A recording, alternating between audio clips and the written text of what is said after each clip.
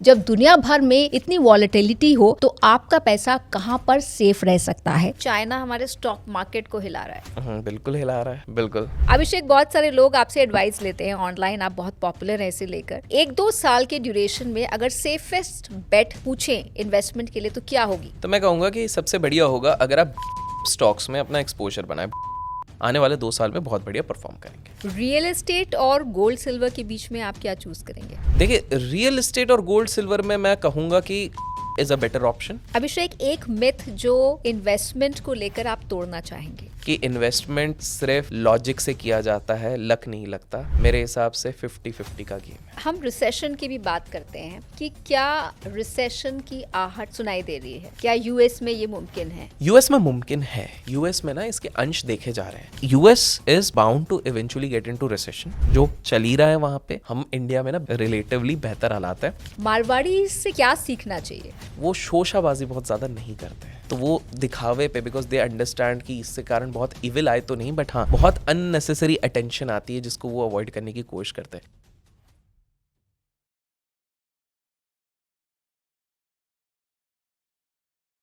आज जब दुनिया भर में जियोपॉलिटिक्स में उथल-पुथल मची हुई है तो लोग राष्ट्रपति ट्रंप को कोस रहे हैं, लेकिन क्या आपको पता है कि इस सब के बीच सबसे बड़ा गेम कौन खेल रहा है? चाइना। किस तरह से उसने अपने मोहरे बिछाकर भारत को दबाव में लाने की कोशिश की है, उसे हम आज डिकोड करने वाले हैं। क्यों मौजूदा हालात में इंडिया की ग्रोथ स्टोरी ओवररेटेड नजर आती है? साथ ही इलॉन मस्क के इरादे क्या राष्ट्रपति ट्रंप की कुर्सी हथियाने के हैं? क्यों और कैसे ये बहुत मुमकिन लग रहा है? और साथ ही जब दुनिया भर में इतनी वॉलेटिलिटी हो तो आपका पैसा कहां पर सेफ रह सकता है? इस सब पर बातचीत करने के लिए मेरे साथ एक खास मेहमान हैं, और खास इसलिए हैं क्योंकि लाखों लोग सोशल मीडिया पर इनसे एडवाइस लेते हैं और इनकी बातों को काफी गंभीरता से सुनते और समझते हैं। मैं बात कर रही हूं अभिषेक कर की। अभिषेक एक जाने माने फाइनेंस इन्फ्लुएंसर होने के साथ साथ एक मेंटोर भी हैं और इन्वेस्टर भी हैं, और आज हमारे साथ खास मेहमान के तौर पर जुड़े हैं। अभिषेक, बहुत बहुत स्वागत है आपका 1 to 1 with Richa podcast on one social में। Thank you so much for inviting me over here. Abhishek, सबसे पहले मैं तेल की बात करूंगी। जब इंटरनेशनल मार्केट में तेल में उतार चढ़ाव आता है तो सीधा हमारी लाइफ पर असर पड़ता है। तो आने वाले दिनों में तेल की धार आपको कहाँ जाती दिख रही है? मुद्दे की बात यह है कि तेल की धार ऊपर ही जाएगी, सिंपल सी बात है। अब इसको हम समझते हैं कि इसका हम पे इम्पैक्ट क्या पड़ेगा और क्यों ये हमारे लिए इम्पॉर्टेंट है। इम्पैक्ट आप सिंपल सा एक लेमैन के हिसाब से आप समझिए कि अगर मान लीजिए 2 इंडस्ट्रीज़ हैं, दोनों इंडस्ट्रीज़ के बीच में कोई संबंध बनता है कि भाई आप ये हमको ये प्रोड्यूस करके देंगे, बदले में रास्ते से हमारी गाड़ी ट्रकें जाएंगी, आपके लिए ये सामान जाके डिलीवर करेगी। मान लीजिए पहले ये 100 रुपये मांगती थी डिलीवरी करने के लिए, अब बोलेंगे भाई तेल के दाम तो बढ़ गए हैं, पहले जो हमको 90 रुपये में तेल पड़ता था अब हमको 100 रुपये पे पड़ रहा है। स्वाभाविक सी बात है वो इंडस्ट्री तो बेयर नहीं करेगी, तो कहीं ना कहीं इनपुट कॉस्ट जिसको कहते हैं वो बढ़ जाएगा। जब इनपुट कॉस्ट बढ़ जाएगा तो कहीं ना कहीं ये किस पे शिफ्ट होगा? कस्टमर पे शिफ्ट होगा, मार्जिन श्रिंक होंगे। सो कहीं ना कहीं अगर आप देखते हैं ग्लोबल टेंशन्स के चक्कर में तेल की धार ऊपर जाएगी। अब क्यों जाएगी ऊपर? Why the crude element will go up? उसके 3 रीज़न है। पहला is obviously the geopolitical tensions. अगर आप देखेंगे इतने सारे युद्ध चल रहे हैं हर जगह पे, कुछ तो शुरू होके ख़त्म ही नहीं हो रहे हैं। रशिया यूक्रेन, सबने बोला अब पुतिन जी न्यूक चला देंगे, ये चला देंगे, सब कुछ हो जाएगा। वो 3 साल से ख़त्म ही नहीं हो रहा, 3.5-4 साल हो गए, वो चले जा रहा।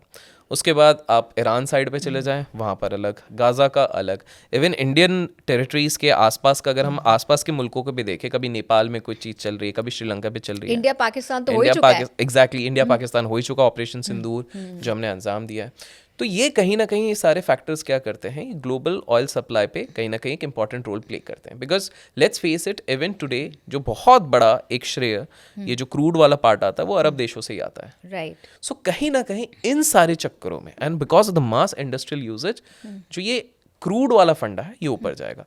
क्या ये हमारे अर्थव्यवस्था के लिए अच्छा है? बिल्कुल नहीं है, ऑब्वियस सी बात है, because things become expensive on the ground. Expensive में मतलब सीधा आटे, दाल, चावल, सब पे, फल, सब्जी सब पर असर सब पे। पड़ता जो है। हम बोलते हैं कि ये सीपीआई इंडेक्स ऊपर चले जा रहा है, ये क्यों जा रहा है? बिकॉज वही सिंपल सी चीज़ है, क्योंकि जो एक सीपीआई हम अपने दर्शकों को बताते थे, कंज्यूमर बताइए, इन्फ्लेशन, प्राइस इन्फ्लेशन जो हो गया इंडेक्स का होता है।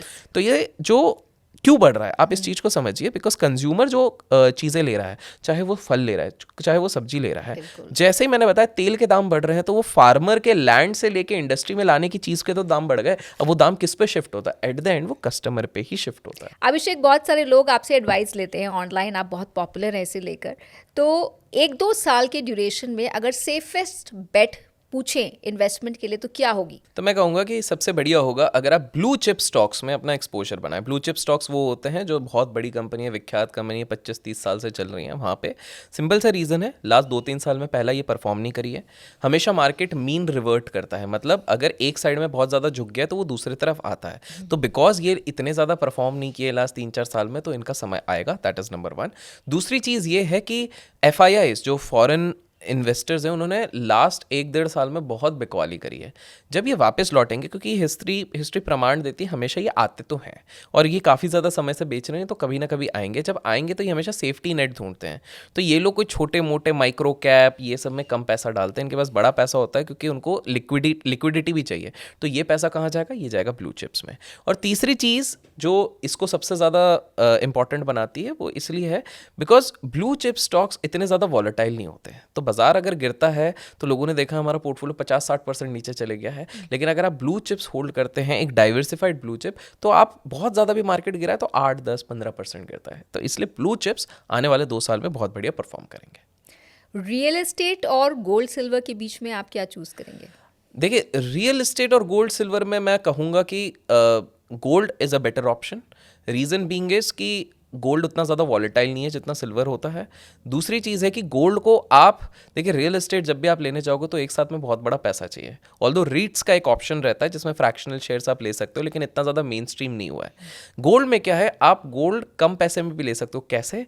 क्योंकि गोल्ड बीस के माध्यम से, गोल्ड ETFs कहते हैं। तो अगर आपके पास 500-1000 रुपये भी हैं तो भी आप उतना एक्सपोजर उतने फ्रैक्शंस में ले सकते हैं। तो वो वाली चीज़ हो गई। तीसरी चीज़ आप ये देखिए कि जिस तरह के जियोपॉलिटिकल टेंशन्स बढ़ रहे हैं, पॉलिटिकल ड्रामा चल रहे हैं, सारी चीज़ें हो रही हैं, तो जब भी इस तरह की चीज़ होती है ना, इतिहास गवाह है कि सारे लोग, बड़े निवेशक सेफ साइड पैसा लगाते हैं गोल्ड पे, क्योंकि उनको पता है कि गोल्ड एक ऐसा है जो स्टोर ऑफ वैल्यू है। तो कहीं ना कहीं gold is better than all the 3। और गोल्ड ने हमेशा रिटर्न भी दिया है। एब्सोल्युटली। अगर आप पूरे लास्ट 100 साल का चार्ट देखोगे तो अगर आप सिंपल सा, मैं देखता हूँ 1940s के बाद से मैं एक बार चार्ट देख रहा था, almost gold is something which has given an annualise CAGR of 14%, 14% का। तो यस, गोल्ड ऐसी चीज़ है, तो धीरे धीरे करके, और जिस हिसाब से ना पूरा दुनिया का माहौल होते जा रहा है ना, आने वाले समय में बहुत बड़े बड़े इन्वेस्टर्स गोल्ड में ही पैसा लगाएंगे। यानी अभी भी it is not too late to invest in gold. Absolutely. In fact it would be a good time also. I will tell you why. काफी सारे लोग बोलेंगे हम सिल्वर कर लेते हैं ना, सिल्वर क्यों नहीं करें? क्योंकि हाँ, मैं ये भी पूछना चाह रही थी कि व्हाई नॉट सिल्वर? देखिए, मेरा ये मानना है कि 2026 और 27 में सिल्वर उतना अच्छा परफॉर्म नहीं करेगा, गोल्ड करेगा। रीजन ये है क्योंकि एक रेशियो होता है गोल्ड इज टू सिल्वर का रेशियो। अब gold is to silver ratio simple सा बताता है कि इतने गोल्ड में आपका कितना सिल्वर आता है। हिस्ट्री में एक बार हुआ था जब ये 1:100 चले गया था, तो 1:100 हो गया था तो सिल्वर बहुत सस्ता हो गया था। तो उस समय पे लोगों ने सिल्वर लिया, सिल्वर ने एक रैली दी थी, सारी चीज़ें हुई थी। अभी हाल फिलहाल में ये चल रहा है 1:54-55 के आसपास, और ये 2011 के लेवल पे पहली बार आ चुका है। तो जो यूफोरिया चल रहा है वो ऑलरेडी बहुत ज़्यादा चल चुका है।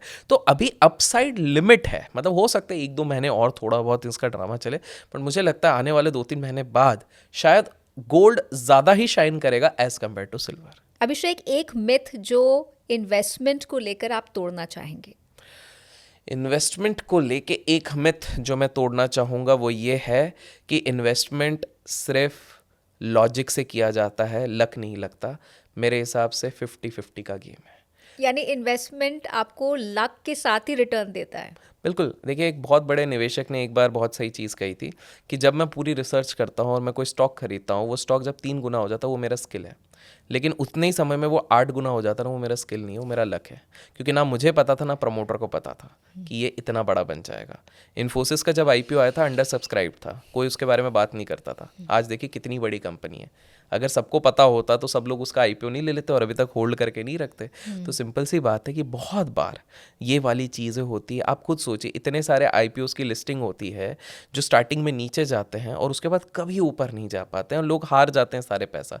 वहीं पर जोमेटो था, लिस्टिंग के बाद नीचे भी गया, लेकिन उसके बाद प्रॉफिटेबल हो गई तो वो ऊपर भी चले गया। एटलीस्ट जब तक हम बात करें तब तक ये हुआ। तो ये क्या लक नहीं था? तो सिंपल सी बात है। और आप अगर इतिहास में जाके देखेंगे, देखिए कभी भी किसी भी साल का रिटर्न दो चीज़ों में बढ़ता है इंडेक्स का। एक होता है फंडामेंटल रिटर्न होता है, एक स्पेक्यूलेटिव रिटर्न होता है।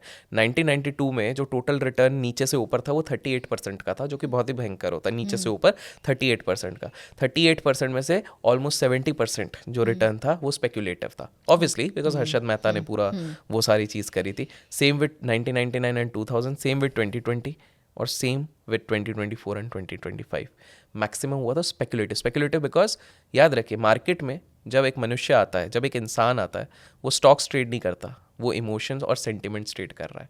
तो सेंटिमेंट अगर अच्छा है तो उस चीज़ की वैल्यू ज़्यादा रहेगी, सेंटिमेंट बुरा है तो LIC जैसा आईपीओ भी डंप हो जाता है। एक इन्वेस्टमेंट एडवाइस जो आप आम लोगों को देना चाहेंगे? एक इन्वेस्टमेंट एडवाइस जो मैं आम इंसान को देना चाहूँगा कि भाई अ, कभी भी कर्जा लेके इन्वेस्ट मत करो।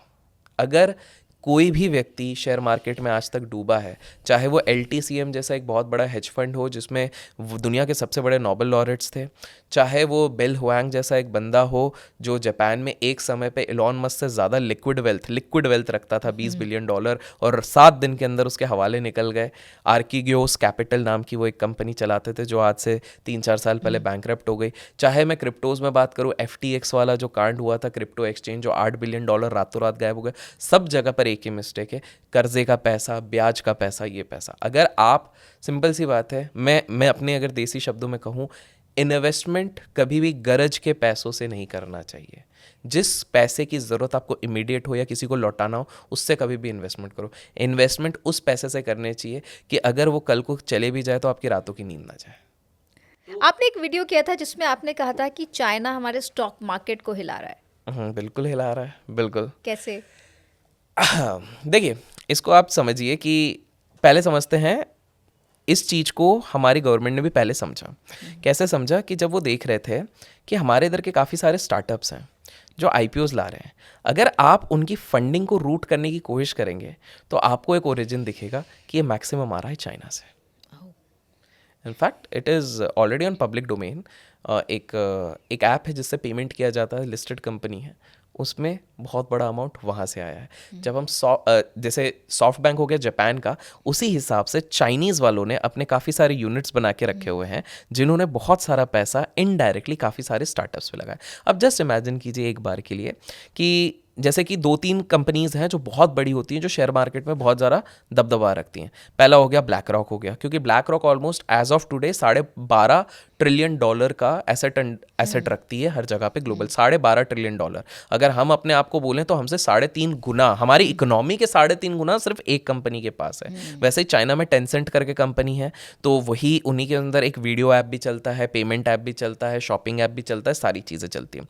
तो वैसे ही तीसरी एक हो गई अपना वैनगार्ड हो गई। वैनगार्ड का भारत में करीब 56,000 करोड़ का एक्सपोजर है on the stock market itself. Like जैसे LIC का हम बोलते हैं बहुत बड़ा है, वैसा इनका है।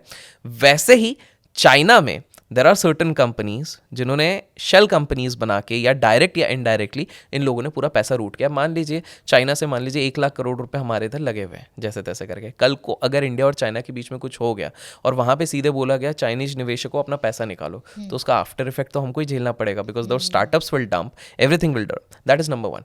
दूसरा, ये लोग ऐप के थ्रू हमारा सेंसिटिव डेटा भी ले रहे थे, जिसके ऊपर सरकार ने अपनी पहल चलाई थी। बिकॉज आपको ध्यान होगा टिकटॉक जब बैन हुआ उसके साथ में काफ़ी सारे वो किए हुए थे। क्यों किए गए थे? क्योंकि ये इस तरह से डेटा एक्चुअली में चोरी हो रहे थे। There were a lot of Chinese based loan apps, ये सारी चीज़ें भी उसमें कर रहे थे। और जो चाइनीज कंपनीज अभी टेलीकॉम में हैं, जो मोबाइल फोन्स बनाती हैं, ऐसे एक बहुत पॉपुलर ब्रांड है वन प्लस, मेरा भी फ़ोन वैसे वन प्लस का है।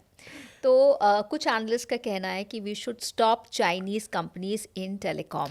एक्चुअली में on privacy and data sensitivity वो बिल्कुल सही है। बिकॉज क्या हो रहा है कि बहुत सारे टेलीकॉम कंपनीज की बात करें, अगर आप किसी भी नॉर्मल मार्केट से जाओगे और शॉपकीपर से अगर आप वहाँ से पूछोगे कि भाई ये फ़ोन तो ये है सैमसंग का या किसी का है, लेकिन इसका ये पार्ट कहाँ से बना है, हर जगह वो डब्बे पे दिखा देगा sir made in China. So the point is कि China in stock market they have invested via companies, indirectly they have invested. Second, on various bigger sectors ये लोग कहीं ना कहीं वहाँ पर अपना हावी बना चुके हैं.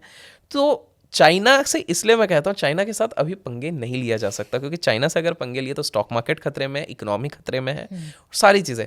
But with that being said let me tell you, अगर हमारी पॉलिसी सही रहे तो आई वुडंट बी सरप्राइज, मैं पहले भी कह चुका हूँ कि अगले 15 साल में 15 से 20 साल में अगर हमने, अच्छा अब मैं और एक इंटरेस्टिंग इसमें नंबर का मैं बता देता हूँ कि कुछ लोग बोलेंगे कि भाई इंडिया सबसे ज़्यादा ग्रो कर रहा है, 6.5% का मैं GDP. उसी पे आने वाली थी. अच्छा हाँ, 6.5% के GDP पे ग्रो कर रहा है, बाकी देश तो 2-2.5% के उस पर कर रहे हैं. आपको पता है अगर अगले 25 साल तक चाइना 0% से भी ग्रो करे और हम ये 6.5% से भी ग्रो करें तो भी हम चाइना की इक्वल नहीं हो पाएंगे. So the thing is the difference is already that huge कि अनटिल अनलेस कि हम अपने ग्रोथ रेट को और मैसिव ना बनाएं और इनोवेशन ना लाएं, डबल डिजिट्स में ना जाए, जो हार्डली 2 बार हुआ है, तब तक हम उधर नहीं पहुंच सकते. चलिए, अब क्योंकि आपने ग्रोथ की बात छेड़ी है तो इंडिया की ग्रोथ स्टोरी पर कुछ इंटरनेशनल एनालिस्ट, जिसमें आरबीआई के एक पूर्व गवर्नर भी शामिल हैं, उन्होंने भी सवाल उठाए हैं कि ये आंकड़े सही नहीं हैं, ये कैलकुलेशन सही नहीं है, कि जो हम बिगेस्ट ग्रोथ स्टोरी कहते हैं वो एक्चुअली उतनी बिग नहीं है. What is your take? तो देखिए, बीच में ना अखबारों में आया था कि हमने जापान को पीछे छोड़ दिया बिकॉज हमारा जो GDP है वो 4 पॉइंट समथिंग का है, वो जापान को पीछे छोड़ दिया है. हमेशा समझिए सब आंकड़े का गेम होता है, जो दिखता है वो बिकता है, जो दिखाओगे वही दिखेगा. इसको नॉमिनल GDP कहते हैं. आज भी हम पर कैपिटा इनकम के हिसाब से काफ़ी पीछे हैं. आप खुद सोचिए, जापान में हम ये बोल रहे हैं कि हमारा नॉमिनल GDP इतना है, लेकिन पर कैपिटा वहाँ का हमसे 15 गुना ज़्यादा है, 15 टाइम्स. हमारा अगर साल भर का एवरेज बंदा 1.5 लाख रुपए कमाता है, मैं 1 से ज़्यादा ही बोल रहा हूँ बट ठीक है, 1 से 1.5 लाख रुपए साल का अगर कमाता है, जापान में अगर आप देखेंगे तो उससे 33 टाइम्स एवरेज बंदा कमाता है, 33 टाइम्स. चाइना भी, तो अगर हमारा जो पैरिटी के हिसाब से ऑलमोस्ट पड़ता है $2,600-2,700, चाइना ऑलमोस्ट $12,000 पे जाएगा, जापान $33,000 पे जाएगा. क्योंकि मैं चाइना क्यों बोल रहा हूँ, क्योंकि लोग बोलेंगे ना अच्छा जापान का तो पॉपुलेशन कम है, तो भैया चाइना तो ऑलमोस्ट इक्वल पॉपुलेशन हो गया ना, तो भी वो हमसे 6 गुना ज़्यादा है. और जापान, तो पहला पॉइंट है, ये सारा नंबर का गेम है. आप ये देखिए ना कि पूरी अर्थव्यवस्था, बिकॉज ये तो यार सिंपल सी बात हो गई ना कि वो जो एक फैक्ट, आपको मैं एक फैक्ट बताता हूँ कि ऑलमोस्ट जो 24% GDP आती है वो आती है एक छोटी कम्युनिटी से जो 1% से भी कम है, दैट इज़ जैन कम्युनिटी. ठीक है, लेकिन आप वो देखो ना वो क्यों आ रही है, क्योंकि उसमें 2-3 उद्योगपति इतने बड़े हैं कि that itself contributes to this. It is not like everybody is earning that much. Disparity of income बहुत ज्यादा. एग्जैक्टली. ये पता है, ये वो वाला तरीका होता है, कॉलेज प्लेसमेंट्स वाला होता है कि the average placement of our college is 8 lakh. और वो कैसे निकलता है, हर स्टूडेंट इस चीज को फेस कर चुका रहता है, क्योंकि एक बंदे ने खुद से जाके US में अपनी नौकरी लगाई रहती है 30 लाख रुपए की, और बाकियों की 2-2, 5-5 लाख की लगी रहती है, वो एवरेज हो जाता है. और फिर उसका फोटो पोस्टर्स पे लग जाता है.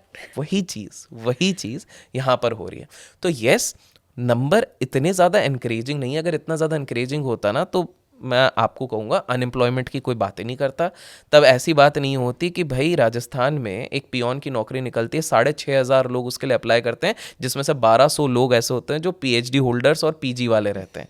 ये हालत नहीं होती. सो कहीं ना कहीं वी नीड टू अंडरस्टैंड कि per capita income is different, और हमको जो दिखाया जा रहा है वो नॉमिनल GDP है. लेकिन क्या एज एन एनालिस्ट आपको लगता है कि इंडिया की ग्रोथ स्टोरी ओवररेटेड है? यस, ओवररेटेड है.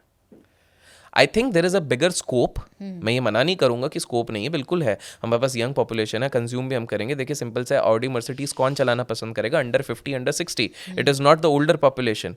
कंज्यूम, इनोवेशन, सबसे ज़्यादा आपका ब्रेन पावर कब यूज़ होगा? जब आप यंग हो. अंडर 45 आप सबसे ज़्यादा आपका ब्रेन पावर यूज़ कर सकते हो. तो वो हमारे पास पोटेंशियल बहुत है. लेकिन जो ग्रोथ स्टोरी जो दिखाई जा रही है वो बहुत ज़्यादा, because the wealth in our country is saturated in 5% people. जो ऊपर के टॉप 5% है, they are commanding more than 80-85% of the wealth. तो वो 5% के पास 85%, और बाकी सब वो छोटे पाई के लिए लड़ रहे हैं, वो 15-20% के लिए लड़ रहे हैं. So there is a huge disparity. Government क्या उन 5% के लिए ज्यादा काम करती है? ये तो आप विवाद करवा रहे हो. अब देखिए, फेवर्स होते होंगे, मैं बताता हूँ क्यों. क्योंकि ये सिर्फ हमारे देश में नहीं है. हम अगर विदेश में भी जाते हैं ना, बड़े लोगों को फेवर किया जाता है without lobbying, without governments help. देखिए, हमारे देश या कहीं पर भी अगर किसी को 1000 करोड़ से ज़्यादा की पार्टी बनना है, 1000 करोड़ से ज़्यादा का पार्टी बनना है, तो उसको लगता है पॉलिटिक्स, उसको लगता है पैशन और उसको लगता है मनी पावर। ये तीनों के अलावा वो वैसे भी 1000 करोड़ के ऊपर नहीं जाते, चाहे हमारा देश हो या किसी भी देश में। तो बिल्कुल है, वहाँ पर भी हाथ होगा, मेरे को ऐसा लगता है, पता नहीं लोगों को क्या लगता है। क्योंकि देखिए बड़े हैरानी की बात होती है कि अचानक से सारे एयरपोर्ट्स और सारे जगह के कंसाइनमेंट एक ही पार्टी को चले जाते हैं। अचानक से आप देखते हैं कि सारे बड़े बड़े जो टेंडर्स होते हैं वो एक ही पार्टी को चले जाते हैं, जबकि बाकी काफ़ी सारी ऐसी कंपनीज होती हैं, those are proven track records of 20-25 years in the same segment, capital goods and all those things, but उनको नहीं जाती है, बट अचानक से चले जाती है। अचानक से आप देखते हैं कि बहुत सारे शादियों में भी बहुत सारे लोग जाते हैं, तो फिर ये सारी चीज़ें तो होती हैं बिल्कुल। राइट। हम रिसेशन की भी बात करते हैं कि क्या रिसेशन की आहट सुनाई दे रही है? क्या यूएस में ये मुमकिन है? यूएस में मुमकिन है, यूएस में ना इसके अंश देखे जा रहे हैं, बट क्या ज़रूरी है कि यूएस में देखे जा रहा है तो भारत में भी होगा? नहीं। क्या हम पर असर होगा? थोड़ा बहुत असर ज़रूर होगा, लेकिन उतना नहीं होगा। देखिए यूएस की एक बहुत ख़राब आदत भी है, it is a very credit driven economy. वहाँ पर आप जाओगे तो हर बंदे का यही है कि क्रेडिट कार्ड स्वाइप किया, ये लो घर का लिया, ये लो गाड़ी ली, ये लिया वो ला, लोन लिया, और इनके सारे प्रॉब्लम उसी से आते हैं। 2008 का भी लेमन ब्रदर क्राइसिस क्यों था? एक तरीके का जो सीडीओज बेच दिए गए थे, कोलेटरल डेट ऑब्लिगेशंस बेचे गए थे, वो इतना ज़्यादा कर्जा कर्जा कर्जा कर्जा कर्जा, क्योंकि बुश भाई साहब उधर आके बोल दिए कि हर बंदे को एक घर मिलेगा, सब हमारा सपना एक घर, तो इतना उनने कर दिया कि उसमें निंजा लोन्स देने लग गए। No income still you will get loans, तो निंजा लोन्स मिलते थे उसमें। नो इनकम नो जॉब्स, उस पर भी लोन्स मिल रहे थे। वो लॉजिकल नहीं है। इस मामले में भारत स्मार्ट है, हम स्टिल सेविंग ड्रिवन इकोनॉमी है। आज भी भारतीयों का मैक्सिमम पैसा, बहुत सारे लोग शेयर मार्केट में डालने से डरते हैं, गोल्ड सिल्वर में डालने से, वो सेविंग्स अकाउंट में रखना पसंद करते हैं, ज़्यादा से ज़्यादा एफडी कर देते हैं कि भाई जो भी हो मेरा पैसा ना बचा रहेगा, ठीक है। आपने देखा होगा, ये आम आदमियों से आप बात करोगे, जितना भी हम एजुकेट कर लें, क्यों सिर्फ 6% लोगों का निवेश है स्टॉक मार्केट में? आप खुद सोचिए ना, 146 करोड़ आबादी की जनता है, इतने सारे अब यूट्यूब चैनल हो गए, इंस्टाग्राम चैनल हो गए, जो दिन भर फाइनेंस SIP का ज्ञान देते हैं, वही घिसा पिटा 30 साल पुराना ज्ञान देते, 30 साल पहले विप्रो में पैसा डाला होता या आइशर में डाला होता, वही सब है, स्टिल सिर्फ 6% ही है। तो हम लोग ना, ये अच्छी चीज़ है, हम लोग एक सेविंग्स ड्रिवन इकोनॉमी है, हम लोग सेफ चलना पसंद करते हैं। एग्जैक्टली, हम लोग रिस्क टेकर्स नहीं है, ठीक है। तो वो एक हमारे लिए फायदा हो गया बाय डिफॉल्ट वाला। फायदा इसलिए आज से भी कि अगर स्टॉक मार्केट क्रैश करेगा तो हमारी इकोनॉमी पर उतना असर नहीं होगा, correct.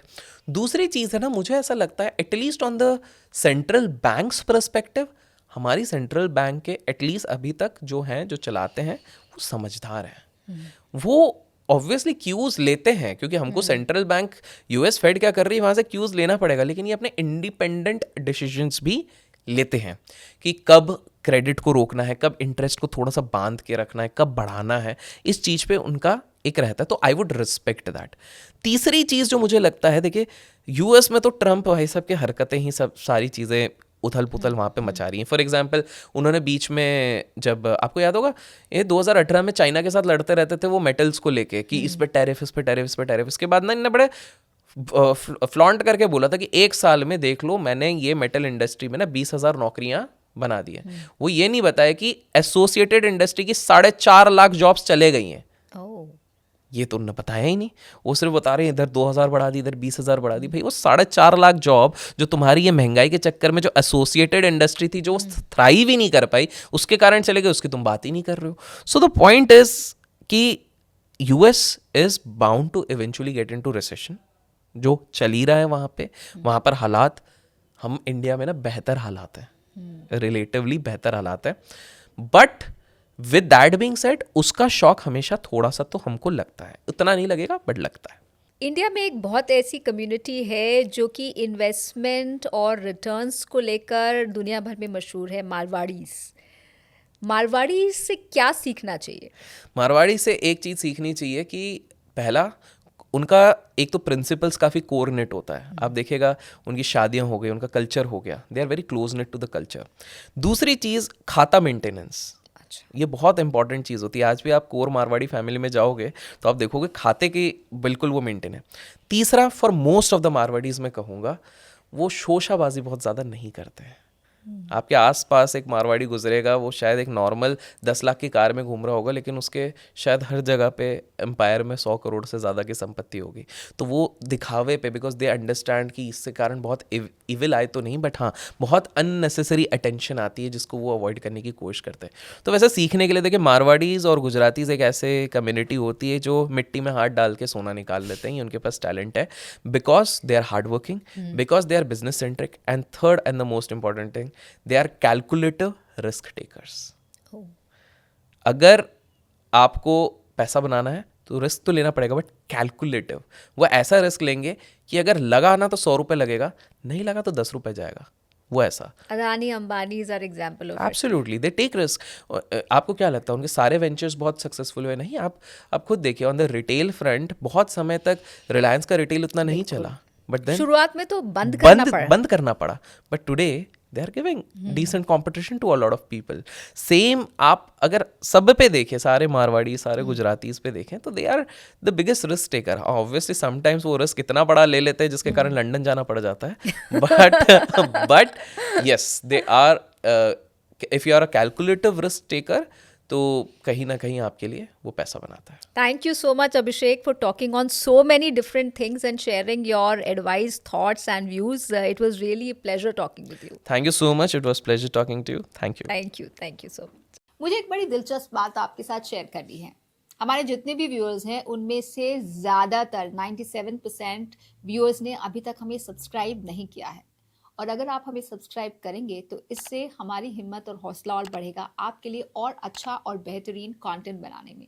So please share, like, and do subscribe. Thank you so much.